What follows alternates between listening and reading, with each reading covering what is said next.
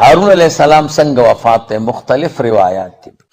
زه به درته یو ویم، تفسیر مظهری کې دی. الله تعالی موسی علیہ السلام ته فرمایل چې د هارون علیہ السلام وخت پوره دی وفات کېږي، نو دا د دې کلي نه د خلکو نه روباسه. دواړه ووته په چکر او یو ځای کې یو ښایسته کوټه ولیده، ګمبزه پې وه او هغې کې ښایسته پالنګ او کټ.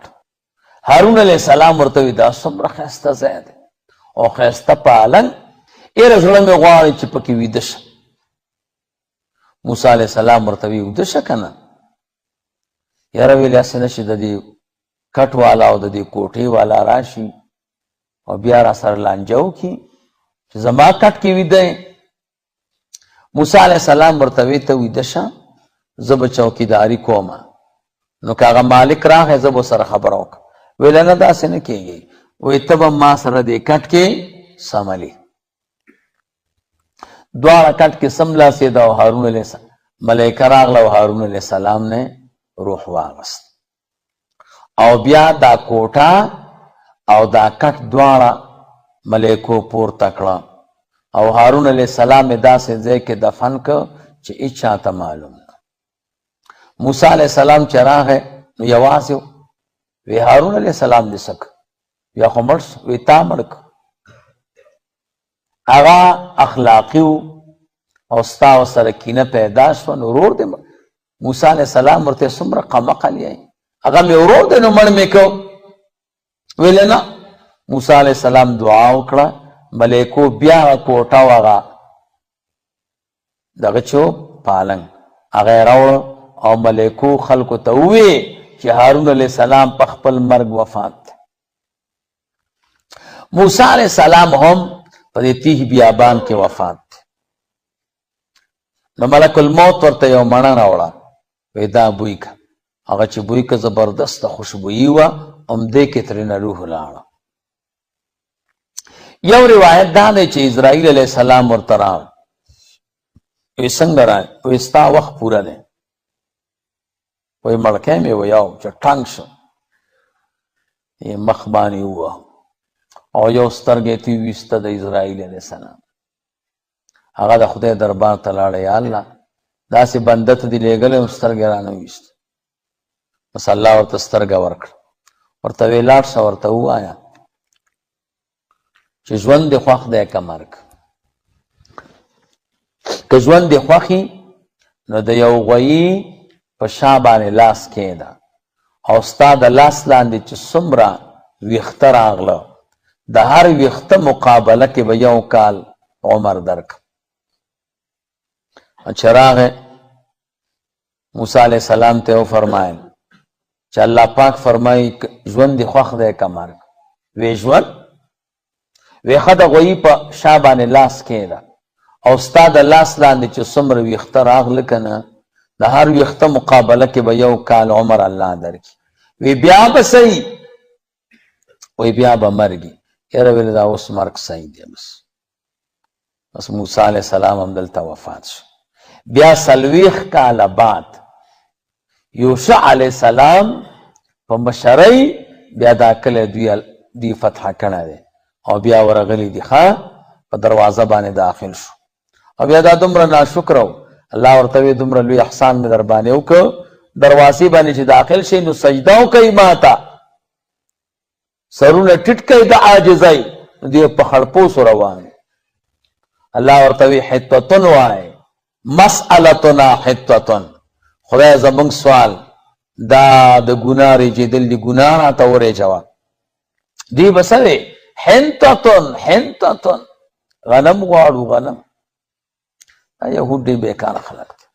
کله چې فرعون الله تعالی هلاکه که دی موسی علیه السلام ته ووی یو کار وکړه، بس زمونږ دشمن خو هلاکه شو، غم مو لرې شه، اوس موږ ته د یو کتاب ضرورت دی.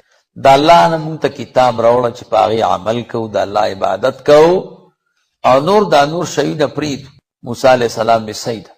سوال یې وکړ، الله پاک ورته وفرمایل چې کوه تور کې به در کومه، سفر به ورپسې کې، غر ته به راځي، جبل تور ما تاسو ویلو دی غر ته تور ولې وای؟ تور اصل کې سری خاورې ته وای، او د دې غر او یا تور یو بوټی دی او دا په دې غره کې ډېرو، نو ځکه ورته جبل هلته به راځې نو بیا به کتاب در کوم، طالبي به کې، مسافري به کې، کم شی چې په سفر کې ملاویږي هغه په حضر کې څومره وخت یو میاشت به تېری. موسی علیه السلام بني اسرائیلو ته وی زما هغه کتاب به درته راوړم، الله راته فرمایي جبل طور ته راشه. وی څومره وخت به لګېږي؟ یاره ویلې یو 13 ورځې به ولګي. هارون علیه السلام ته وی ته د خلکو تربیت کوه، تولې سمه نه ده، دوی ته چې دی نو لږ نصیحت کوه. صحیح ده. موسی علیه السلام جبل طور ته لاړ او روژه یې وه 13 ورځې. څومره معلومیږي دا چې د الله کتاب زده کوې نو ډوډۍ به نه وي، څه به کوې؟ د ورځې او د شپې به دې روژه وي، پوهېږې؟ او که ته ډوډۍ پسې ګرځي او ته وایې چې چرګان بیا سبقونه نشته. موسی علیه السلام ته الله کتاب ورکړ، 13 شپې تېرې کړې، شپه ورځې روژه وه. 13مه ورځ باندې خولې مبارکې نه سړی چې ډېر وږی شي که نه بیا د خولې یو بوی پیدا کوي، داسې بوی پې ولګېده. یاره وی دا خو د خدای دربار کې یم، نو مسواک استعمال کړ، نو خوله یې پاکه شوه. الله تعالی ورته وفرمیل چې ستا دا خوشبویي د خولې ما ته د مشکو او د عنبرو نه ډېره وه، خو دې لرې کړه. نه نه نه نه، اوس به یو کار کوې، 10 شپې به نورې تېرې، 10 نورې نو څو به شي؟ 40. موسی علیه السلام خو وعده د خپل قوم سره څومره کړې وه؟ 13 شپې، او ورځې ډېرې نه شپې. هلته یو بل موسی و په الف لام، هغې ته موسی سامري وی، تاریخ یې صحیح نه و، د مور زنا کړې وه د دې موسی سامري، او چې بچې په خېټه شو پیدا شه که نه نو وشرمېده چې اوس دې سره څه وکړم، نو راوړه یو ځنګل کې وغورځاو. د الله تعالی پار کار کې حکمت وي. نو جبریل علیه السلام به ورته راته او هغه به یې تربیت کوم. نو سیوطي صاحب وایي وی هغه موسی چې تربیت فرعون کړی دی هغه پیغمبر شه، او هغه موسی چې تربیت جبریل علیه السلام کړی دی نو هغه سامری شه، لوی کافر. مفید طالبین هم ویلی که نه، هغه یو سړي وي دغه بوډۍ دغه ساتلی لیوه، او د دې میږ شودې به یې ورکولې، هغه بیا لوی شه، او همدقه لیوه ولګېده او دا خپله مور یې چې دی نو دا وخوړه. هغې ورته اشعار ووې، قتلت شویحتي وفجعت قلبي انت لشاتنا ابن الربيب غزيت بدرها وغدرت فيها فمن انباك ان اباك زيبا اذا كان تباع سوء فلا دب يفيد ولا دين. تربیت فائدہ نه کوي چې اصل دی بیکار او بس شی خراب. دا موسی سامری د خو جبریل علیہ السلام پیژنده، نو د جبریل علیہ السلام د اس د پخونه خاور راپورته کړې وه، ځکه د جبریل علیہ السلام چې کوم مسو هغې ته فرس الحیات وی، په کم ځای باندې وی چې پښه کېخوا به شین کېده، خاوره ورسره وه. دغه ته یې ووې بني اسرائیلو ته ویل هغه تاسو چې د فرعونیانو نه کوم سره زر راغستي دي په دې بانه چې زمونږ واده دی، ویل هغه ټول راکئ، ویل یو پروګرام کوو. هغه مولوي صاحب راوړه او په یو کنډواله کې چې د دوی نه پټو هلته یو قالب جوړ که د خوسي، او دا سره زر یې پکې ویلې کړه او په قالب کې واچول، قالب یې چې لرې که خوسی شو، خو د سرو زرو.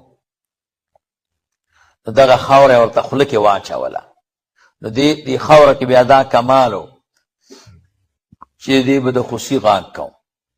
سو کوئی نور طریقې ورسره وکړي. بني اسرائیلو ته ووې دته خو پته وه چې هلته خلک لیدلي چې د خوشي عبادت یې کوم، نو دوی ته خپل رب د خوشي په شکل کې ورته وی ستاسو رب دا دی. وی موسی علیہ السلام چې لاړو وی رب دلته راغی، ورته وی چې وانه هغه سره زر دې څه کړو؟ مړه ویل هغه خو یو کار وشو که نه، وی هغه لښتی نه دی، هغه اوبو. ویل هغې کې رانه وغورځېد. ویل هغه بس اوبو یوړه نو بس نصیب خبرې دي. ویل دا دی خدای را سره زر پرېږدی چې خدای مې را پیدا کړو.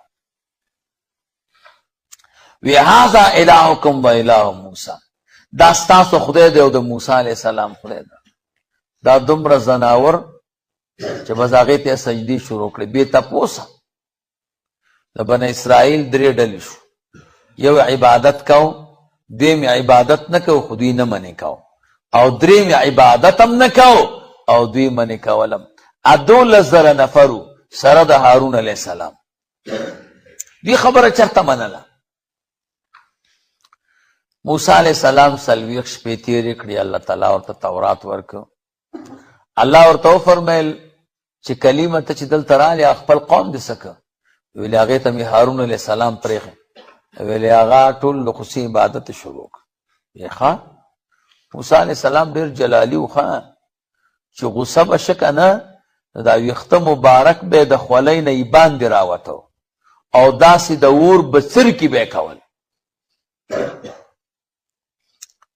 بچه راغی او دوی لګیا دي او دا سجدې ورته کوي.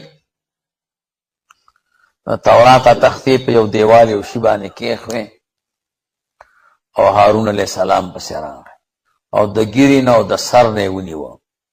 ورته وی تا د دې قوم ته حیثیت ولې نه دی کړی؟ زما اتباع دې په تبلیغ کې ولې نه ده کړی؟ هغه وی و زما د مور بچیا، ما باندې زما دشمنان مه خوشحاله کوه. ما ورته سم نصیحت وکړو، قریب و چې مړ کړی دی. موسی علیه السلام پوه شو. هارون علیه السلام یې پرېښو او دعا یې وکړه، خدای ما ته هم بخښنه وکړي او که ده نه کم تقصیر شوی نو ده ته هم بخښنه وکړي. ویل سم شو دا خدای. بس هغه دغې راونیو هغه خوسی او ویې سوځو او ویرې په دریاب کې وغورځول. سامري ته وی دا کار دی ولې وکړو؟ ویلې بس ما ته خپل نفس ښایسته کړ. وی ستا دا عذاب دی چې ان تقول لا مساس، ته به خلکو ته وایې ما ته ګوتې رانه وړئ، نو چې چا به سامري ته ګوتې وروړې که نه نو په هغه به تبه راتله، تبه او په هغه سړي م راتله او په دم راتله. بس منډې یې وهلې یا په یو ډاګه کې هغه مردار شو. راځه نو الله تعالی فرمایي او دا دومره په الفلامو چې دوی به بیا د دې دریاب د اوبو نه اوبه چیکلې. وی دې کې زمونږ د خدای یریږي. خو چې کله پوه شي چې مونږ خو په غلطه یو، موسی علیه السلام ته وی مونږ د عبادت د خوسي نه توبه کوو او توبه به څه کوو؟ نو حکم داو چې ځان به وجنې. نو څنګه به ځان وجنو؟ یو ډاګې ته راووته، توره ورېځ پرې راله، یو بل یې نه لیده او بس 80,000 کسان پکې مردار دا شهیدان شو. 80,000 کسان پکې څه شو؟ مړه شو. هغه مړه ورته الله تعالی شهیدان کړه، ژوندي ورته غازیان کړه. موسی علیه السلام په دعا ته ورېځ لرې شوه او الله یې توبه قبوله کړه. خو قباحت ترېنه نه لرې کېده. موسی علیه السلام زمانه کې یو کلی د هغې نوم دی بلقا. هغې کې یو سړی اوسېده اسم اعظم ورته یاد و، نوم یې دی بلعم ابن باعورا. دا کلی ټول کافرو. موسی علیه السلام اراده وکړه چې په دې کلي باندې حمله وکړي، جهاد و.